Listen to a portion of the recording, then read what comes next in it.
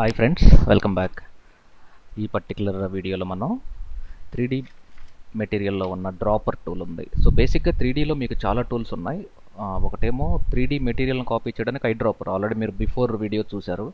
So ఈ particular వీడియోలో మనం ఆల్రెడీ ఒక ఆబ్జెక్ట్ సర్ఫేస్ పైన ఉన్న మెటీరియల్ని ఇంకొక ఆబ్జెక్ట్ పైకి పేస్ట్ చేయాలి అన్నప్పుడు ఫస్ట్ కాపీ చేయడానికి డ్రాపర్ వాడతారు, కానీ పేస్ట్ చేయడానికి మాత్రం మెటీరియల్ డ్రాపర్ వాడతారు, కాపీ చేయడానికి ఐ డ్రాపర్ వాడతారు. ఓకేనా?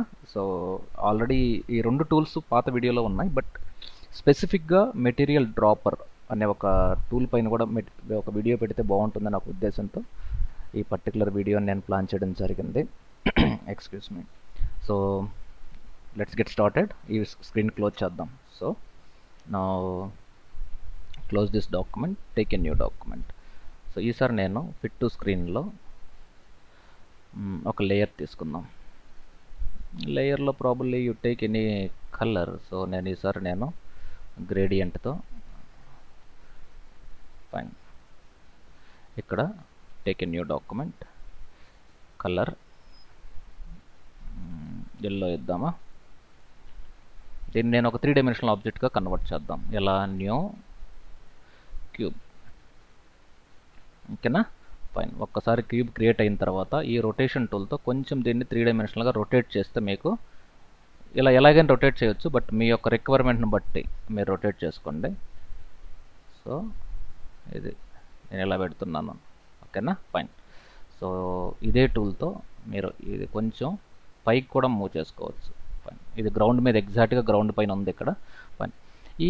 ఈ పర్టికులర్ మెటీరియల్ అంటే ఈ పర్టికులర్ ఆబ్జెక్ట్కి మెటీరియల్ కావాలి అన్నప్పుడు బేసిక్గా మనం ఆల్రెడీ ఇంతకుముందు చూసినట్లు ఈ గ్రేడియంట్ టూల్లో మెటీరియల్ డ్రాప్ అనే టూల్ వాడాలి. ఇక్కడ చూడండి, గ్రేడియంట్ టూల్ ఆల్రెడీ మీకు ఒక ట్యూటోరియల్ ఉంది, పెయింట్ బకెట్ పైన ఒక వీడియో ఉంది, 3D మెటీరియల్ డ్రాప్ పైన ఈ స్పెసిఫిక్ వీడియో మీరు చూస్తున్నారు. సో ఇక్కడ చూడండి ఎన్ని మెటీరియల్స్ ఉన్నాయంటే ఇవన్నీ ప్రీడిఫైన్డ్ అండి. మీ ఓన్ మెటీరియల్స్ను కూడా మీరు క్రియేట్ చేసుకోవచ్చు. నాకు ఇది కావాలి, సెలెక్ట్ అండ్ క్లిక్.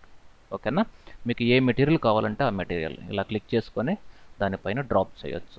లేదు నా ఓన్ మెటీరియల్ కావాలి అన్నప్పుడు ఈ లేయర్స్ కానీ మీరు ఒకసారి ఓపెన్ చేస్తే F7 అనేది ఈ లేయర్స్లో మీకు కొంచెం నేను సైడ్ డ్రాగ్ చేస్తున్నాను. ఇక్కడ చూడండి, బ్రిక్ అనేది కనబడుతుందా? బ్రిక్ అనేది మెయిన్ టెక్స్చర్, కానీ బంప్ అనేది బ్యాక్ సైడ్ ఉండేది బంప్.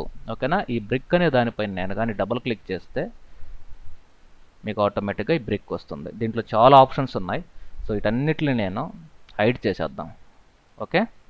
ఒక కొత్త లేయర్ తీసుకొని మీకు ఇష్టం వచ్చిన దానిపైన మీ ఇష్టం వచ్చింది ఎడిట్లో ఫిల్.